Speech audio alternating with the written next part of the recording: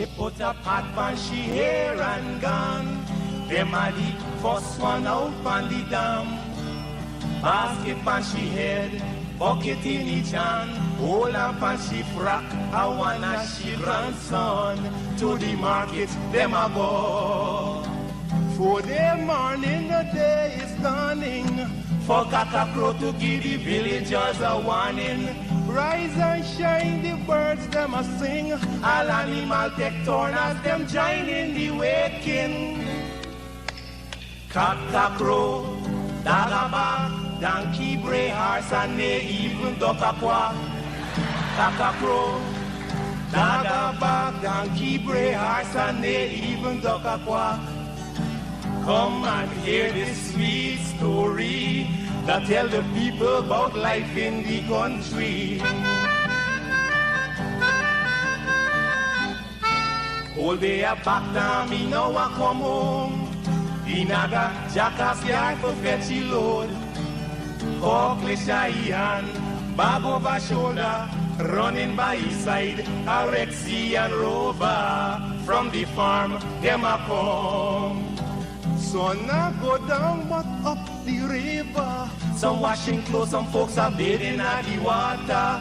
Fisherman, they catch them a bring. From a canoe boat, man, them start offloading. Aymara, Kwakwari, Hail Baka Kuma Kuma, even Lokonani. Aymara, Kwakwari, Hail Baka Kuma Kuma, even Bangameri. Listen to this sweet story that tell the people about life in the country. Them children glad when the weekend come. Out in the yard, them all gather round. Some a play catcher, some making house from straw. Two who come later, a grandma or grandpa. All a sit down just a wait.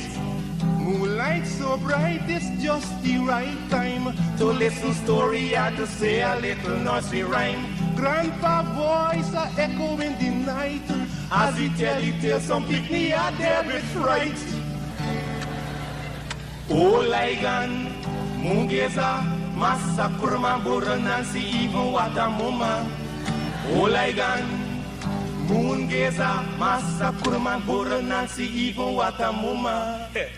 Yeah, man, that's the true story that tell the people about life in the country, life in the country.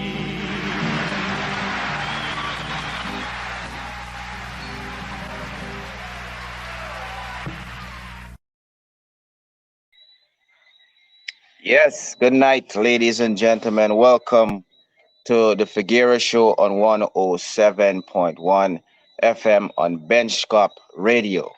Tonight, ladies and gentlemen, we're in for a treat, and tonight's segment is based on education, all that is happening in the education arena. We are going to be discussing statements from the various unions, um, countrywide protests by teachers. We are going to talk about the reopening of school across the region, as well as right here in Guyana. And we are also going to be talking about confusing statements coming out of key players, key decision makers in Guyana, which is really causing some confusion in the minds of many.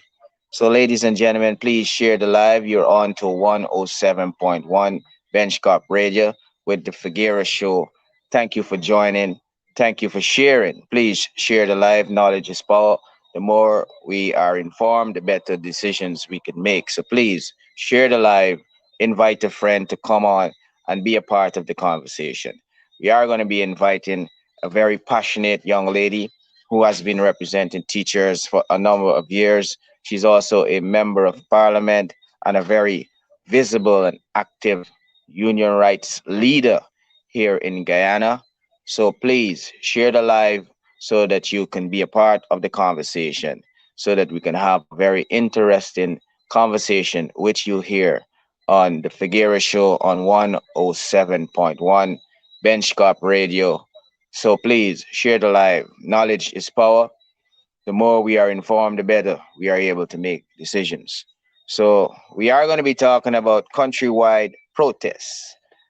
And before we get into that discussion, permit me to invite our guest here tonight, Miss Coretta McDonald, one of the Hi. leaders of Good the night to you. union movement Good night in to your Ghana. viewers. Good night, Miss McDonald, General Secretary of the Ghana Teachers Union, President of Guyana Trade Union Congress, and Member of Parliament. A very passionate advocate and defender of teachers' rights. Welcome. And most of all, Jermaine, you forgot a parent. Yes, my A apologies. parent. My apologies. An involved parent in the education Mhm, of our mhm. child. So welcome to the Figueira Show. You are back by popular demand, I must say. I Is guess that so? requested you to come, especially our nation builders, our teachers wanted to hear from the General Secretary of the Ghana Teachers Union. So welcome, and let us get directly into the program. And I Mhm. know your unions, two of which you represent, the Ghana Teachers Union, the Ghana Trade Union Congress, as well as the Ghana Public Service Union, would have taken the government to court on a position they believe was unconstitutional and, matter of fact, illegal. What would you like the public to know about this legal action those various unions have taken against the government?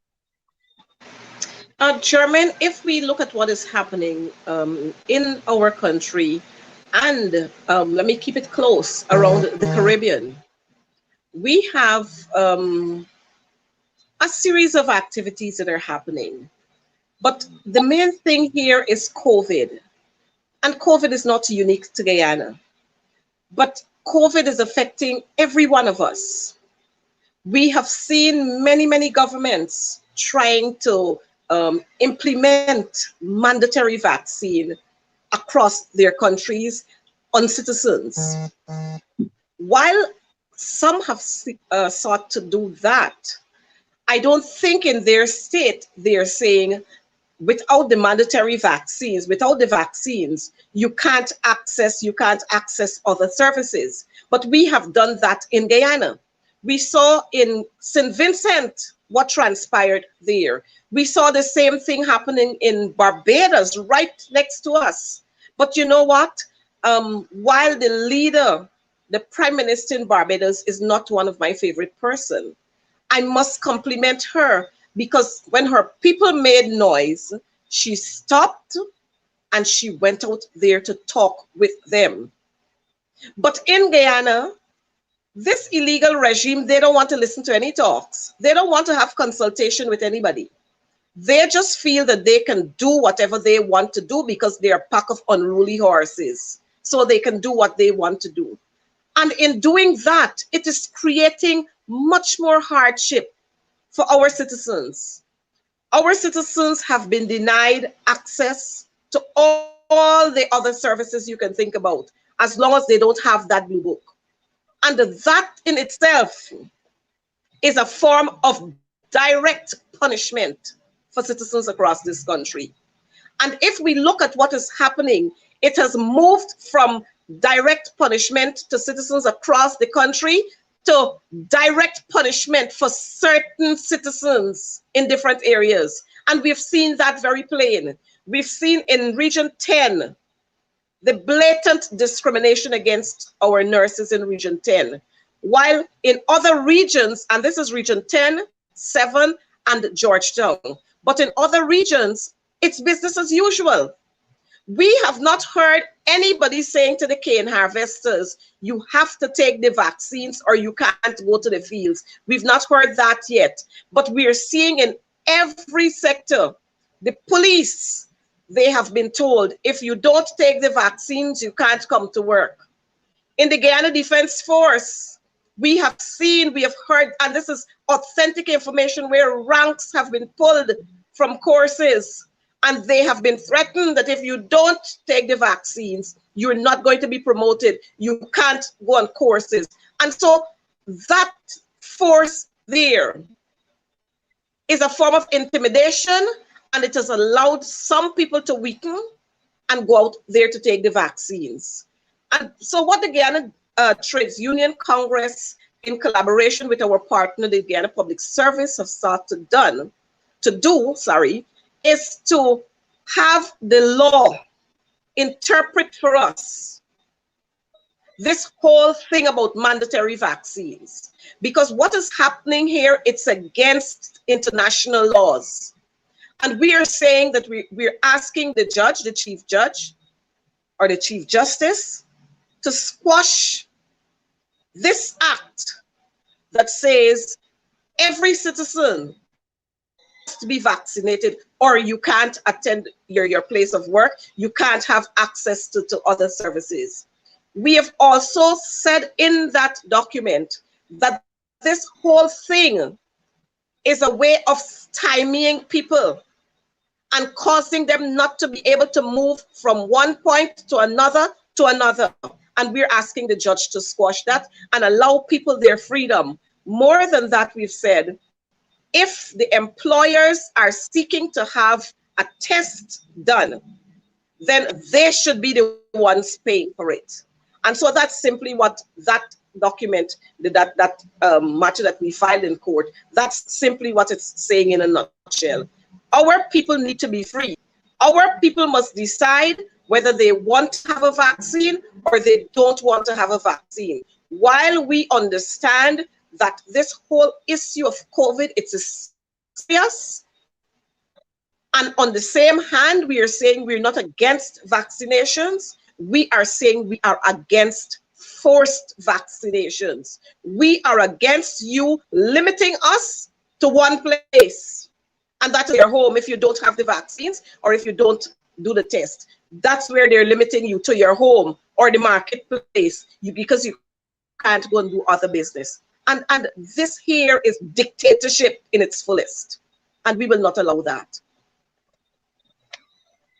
Definitely. And I know the nurses, the doctors, all of the frontline workers are very much elated that their union has taken the very bold step that they were longing for them to take to represent their interests, as well as a number of other public servants.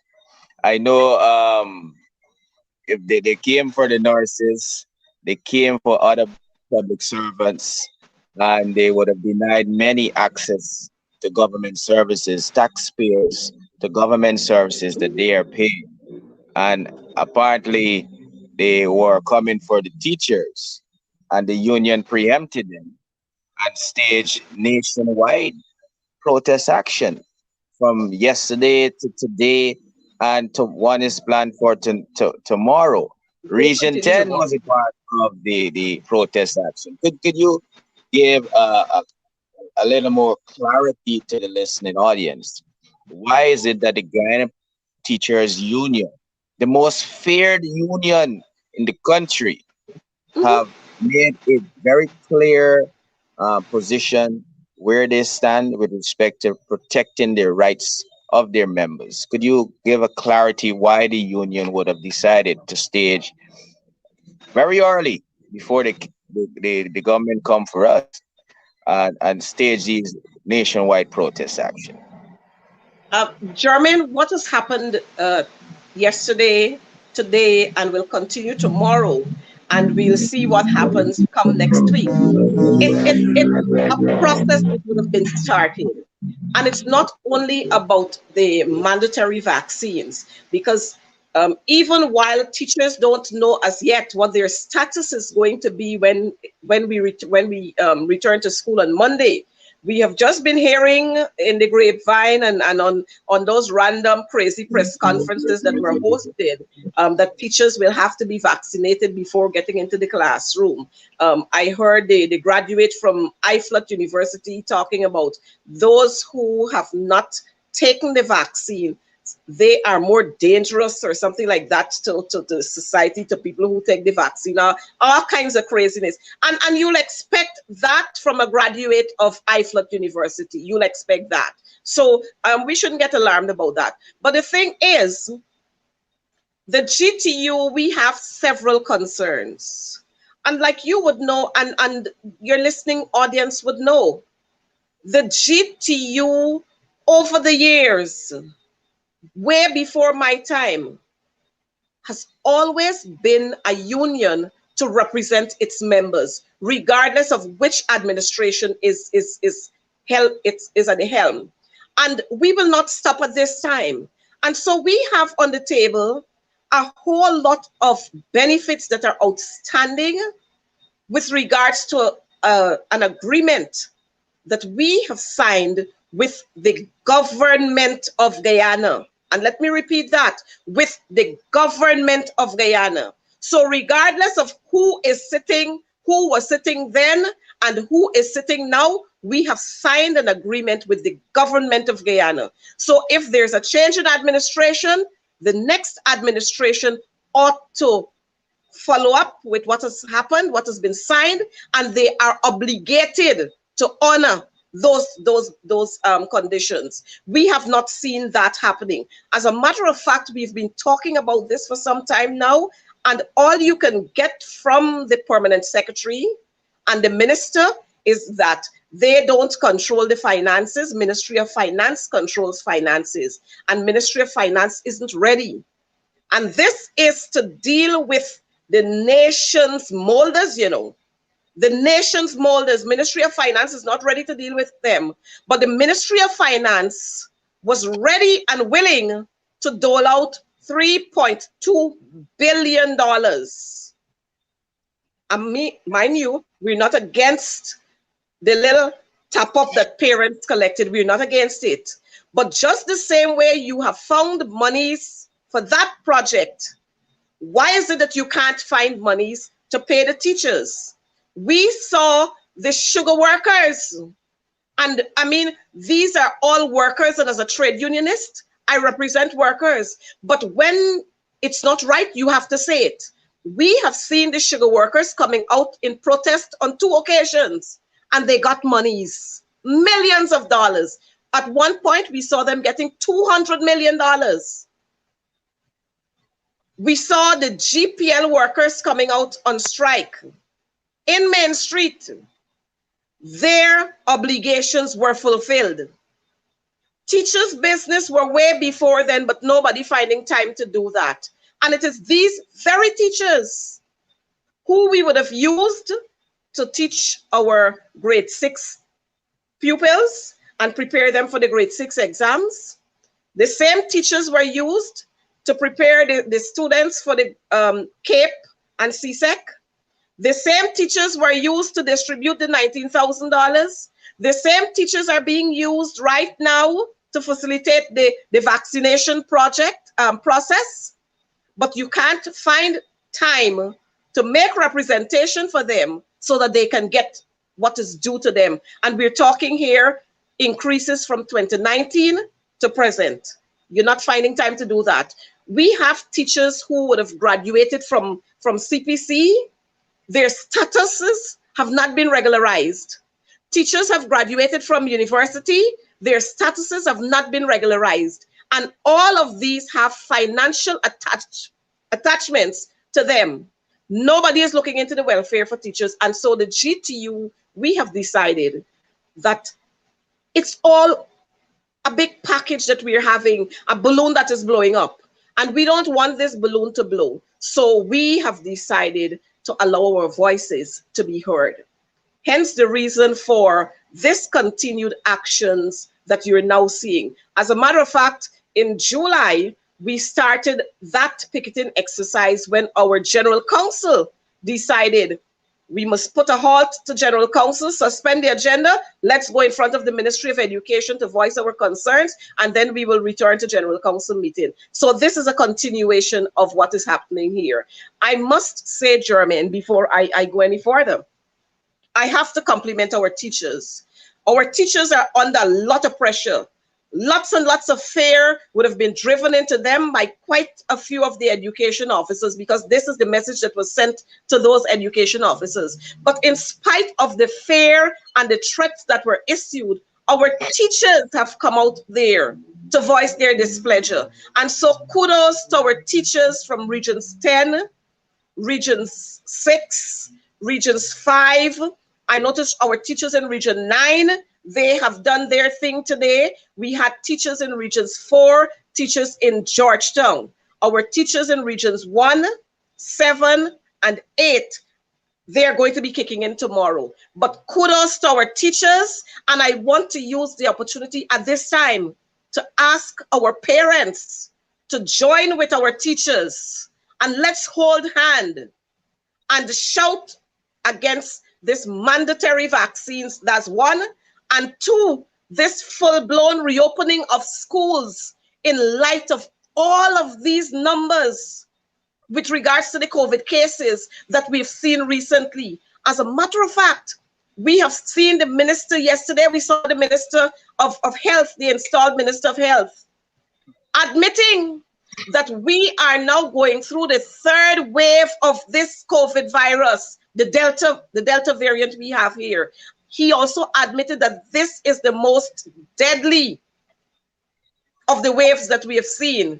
But yet, we are reopening school full blown. And I want parents to understand that somebody has got to be really mad somewhere. You know why I'm saying that? Because here is it, we're having nursery school children coming out, face-to-face classes. And we're not talking here regular nursery school children, we're talking here about children who are 3 years, 6 months, 3 years, 9 months, some of them coming out to school for the first time. And you, Jermaine, you would know, many of us know, children coming out to schools for the first time, you're gonna have lots of wailing in schools. What are teachers supposed to do? Because if you're gonna be 6 feet apart, what is going to happen? Are teachers going to allow those children to throw themselves down on the floor? Because of course they're going to throw tantrums. Are you going to allow them to roll up on the floor? Are you going to hug them? What are you going to do? I mean, these people who's sitting in these seats at the Ministry of Education, they're not thinking. These little children you're bringing out to schools. Now, the Ministry of Education, I think I'm going off, but I have to say it. The Ministry of Education had 2+ months or more to sit and call the stakeholders to the table. Now, I would have thought that any sensible minister, and I want her to know that as a parent, I want her to know that I am a parent, because she claimed not to know that I'm a parent. I'm a parent of an 18-year-old son and a 6-year-old son. So I have 2 children. 18 and 6 years old, just in case Priya didn't know. Let her know now. She had enough time to sit with the stakeholders to decide on quite a number of things. One, transportation. We are reopening schools and we have no proper form of transportation for children going to and from school. So everybody mixing with everybody. Everybody mixing with everybody in public transportation. And that is for the masses of students who are going to be returning to school and teachers. Outside of that, we have children coming from different environments where many of their parents, they have decided they don't want the vaccines. 2, they go here, they go there. So those very children are coming into our schools, and they are a threat not only to themselves, but to their peers and to teachers. Now, we have not seen any comprehensive plan coming from the Ministry of Education with regards to additional sweeper cleaners in schools. We have schools that have over 1,000 children in this school, and they're going to be coming, according to the illiterate minister, because she got to be illiterate. According to her, schools will take an individualized approach with regards to reopening. Now, there's a particular school that has almost 1,000 enrolled, and they're going to be coming to school 2 days. 2 days, they're coming to school. So on any one day, you have 500 children in school. Now you tell me how the teachers are going to be manning 500 children in school on any given day in light of all of what is happening with COVID. Now, who mans them when they go to break for lunch? How do you man them in the classroom? Prep A, which is grades 1, Prep B, which is grade 2. How do you get them to keep those masks on? If a child got to go to the toilet, who manning that child to go to the toilet? Is the teacher going to leave the others in the class and go out with that child? Or the teacher is going to send that child and the child goes there, touches this, touches that, puts his hand on his face? What is really happening? Do we have cleaners who are going to be sitting along the corridor guiding them?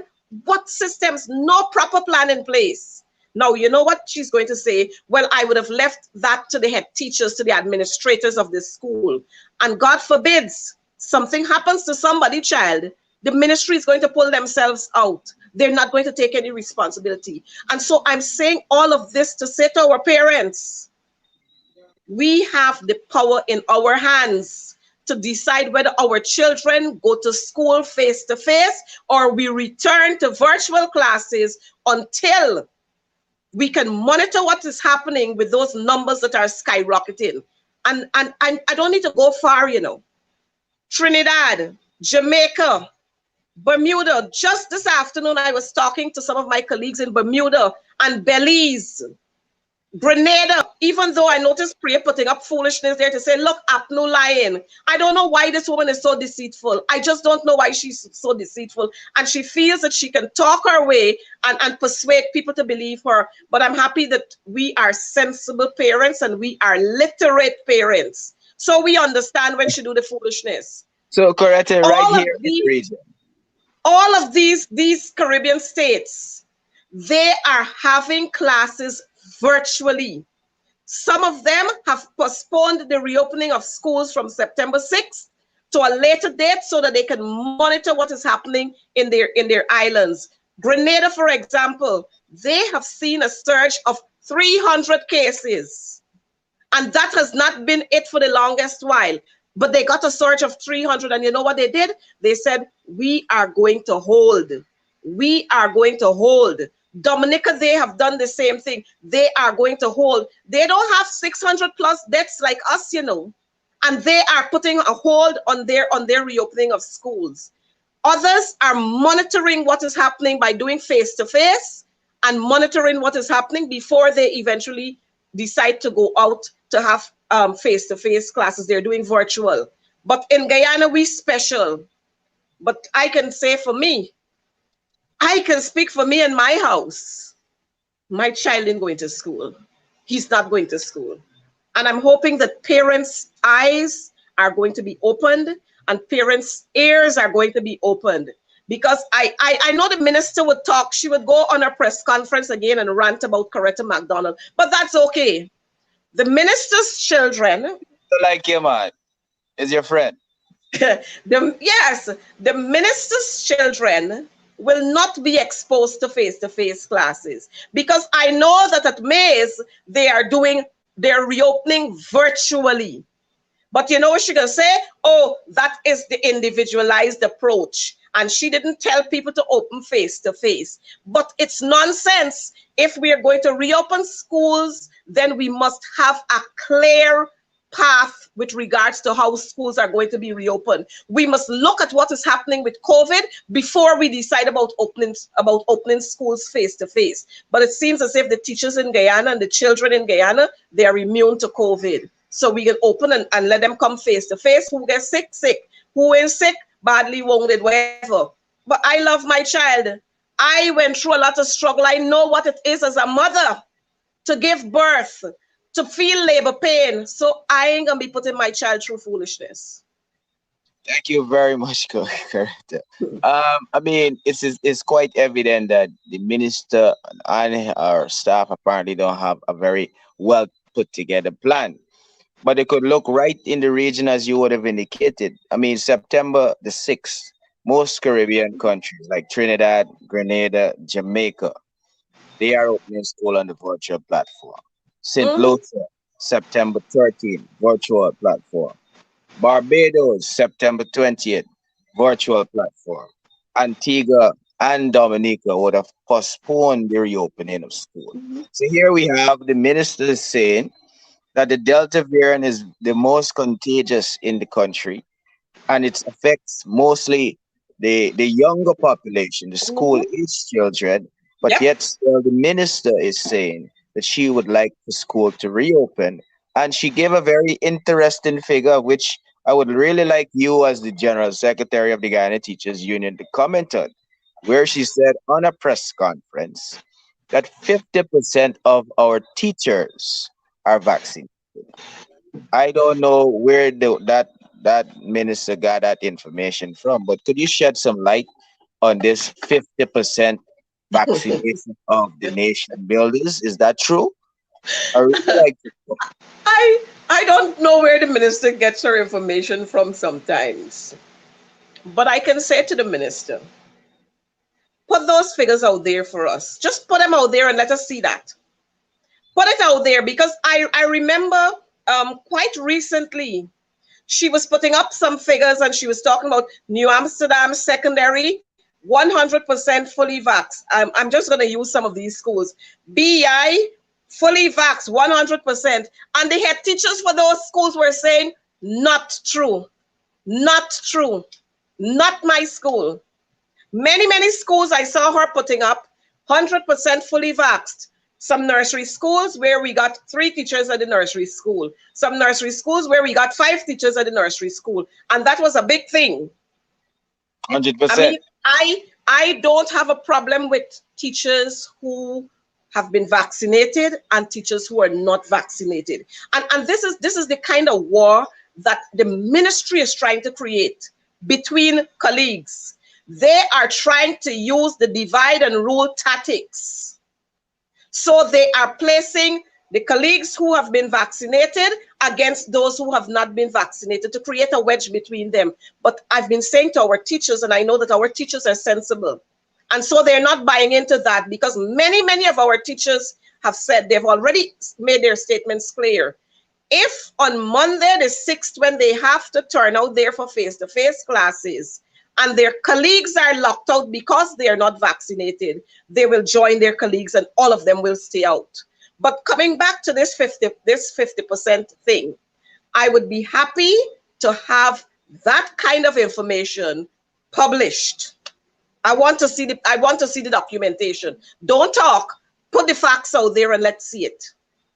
Yes, I'm happy that you raised that point, Coretta, because I see that as a device, a tool being used by the Ministry of Education to try to divide teachers. But right here in Region 10, we would have waged a protest action today, and we would have had both vaccinated and unvaccinated teachers in unison, and we would have made it very clear, very profound that this is a matter of rights for our teachers, and the teachers have said they could care less if their colleagues are vaccinated or not. Is a matter of their personal choice. But they said very clearly, very definitively, that they're standing in solidarity with their comrades who teach the nation's children. But apparently, the Minister of Education is bent on having school reopen in this very dangerous time. And this is what she said as a part of her statement, Coretta. And I figure you are aware of her statement. She said, I am asking each teacher to look into their hearts and determine what is their professional duty to this country, themselves, and to the children, and more so to the profession they're sworn to serve. This is what our minister is saying to our teachers who were denied a salary increase after 2 budgets, who Thank failed to you. honor, who failed to honor the union's agreement that they would have inked with the government of Guyana. Mhm. She's asking those said teachers to look into their hearts and determine what is their professional duty and responsibility. I find this statement, and I must say, as a teacher, October will be my 20th year in the teaching profession. I'm offended by this statement. I see this statement as very disrespectful. teachers to look into their heart. Teaching is a vocation, and teachers do this because of the love that they have in their heart for Thank the you. nation's children.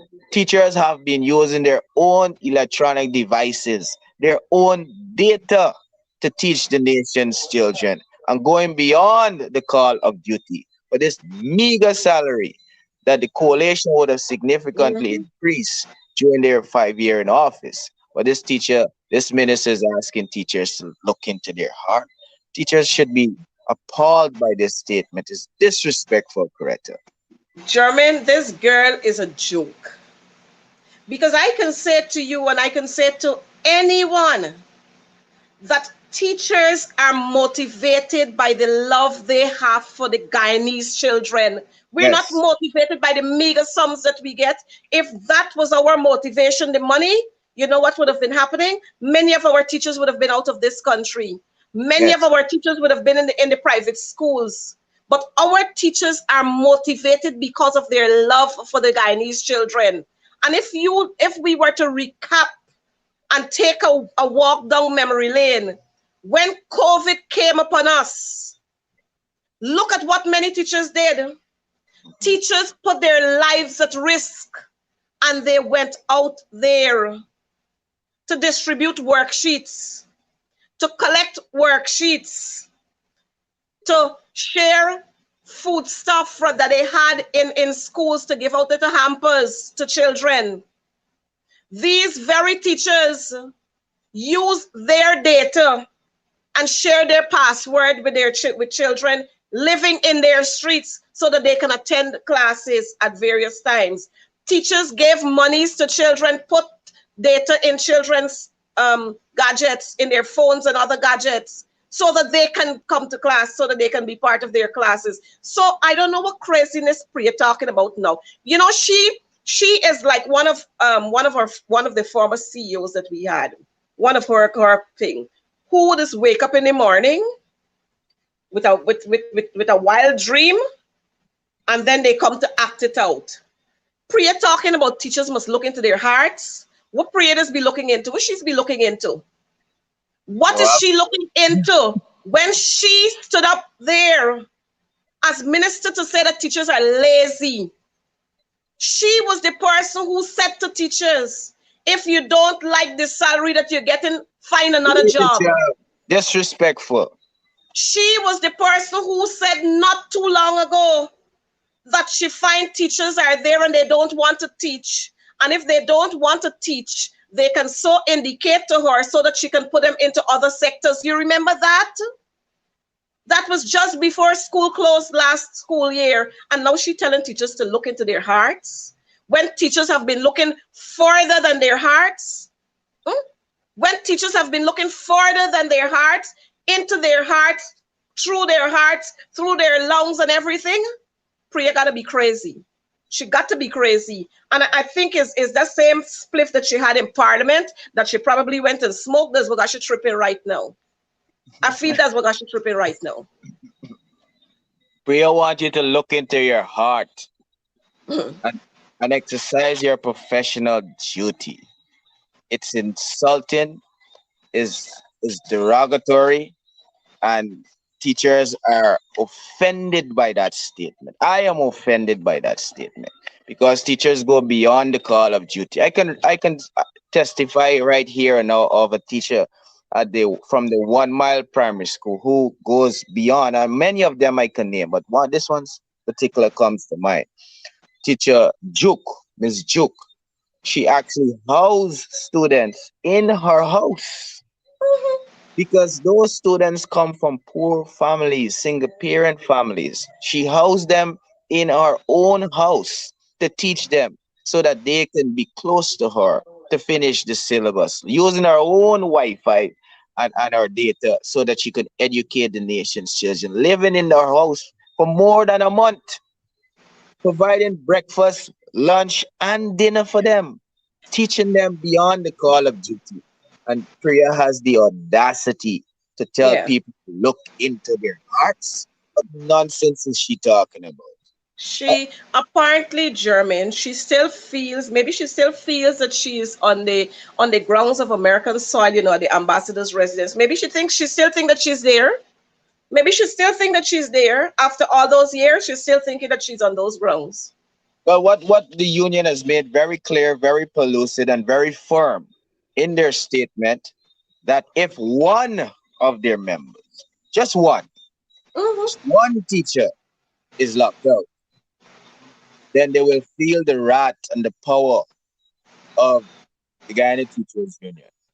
And we here in Region 10 stand firm on that statement, and we will be rallying all of our teachers, parents, and the community of Region 10 to come out tomorrow and stand in solidarity with all teachers, the nation builders. Your closing remarks, Ms. Coretta, because I German, know. I want to say to our audience, while Coretta MacDonald is the aggressor, the president of the Guyana Teachers Union, Brother Mark Light, he is a very strategic guy. He is not as aggressive and outspoken as Coretta MacDonald.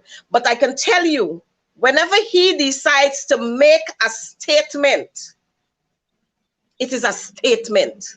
And when you heard that statement coming from him, then you would understand that this is not Coretta MacDonald pushing anything. This is the president of the union making this statement because he's tired of the foolishness. And so I would want to repeat for our teachers and to give our teachers that assurance that the GTU will stand with you, your executive will stand with you in every region, in every branch. The executive members of the branch will stand with their teachers and we will give them the support that they need. And so teachers, if one of you, just one, and let me urge our parents, and let me remind you parents, that the teachers are your children's parents. And we expect you to stand with us. We're not doing this for any fancy gallop. This is about our bread and butter issue. This is about what we have to do to make sure that your children are fully equipped with the knowledge and skills that they need to make them rounded citizens to give back to this country. And so this stand that we are taking here is a stand that will make not only our lives comfortable, but the lives of your children and you comfortable.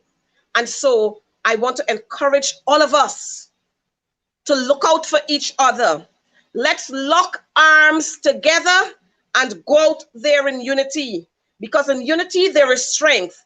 And that is what we are going to mash the walls of Jericho down with, as against this fraudulent regime who thinks that they can throw democracy out of the window when it's convenient for them, and they would want to trample on the rights of citizens in this country. All of us must stand up and ward against this kind of injustice that is being meted out to everyone. And more so, we must stand in solidarity not only with our teachers, but with our nurses and every sector within the public service. Let's stand with them.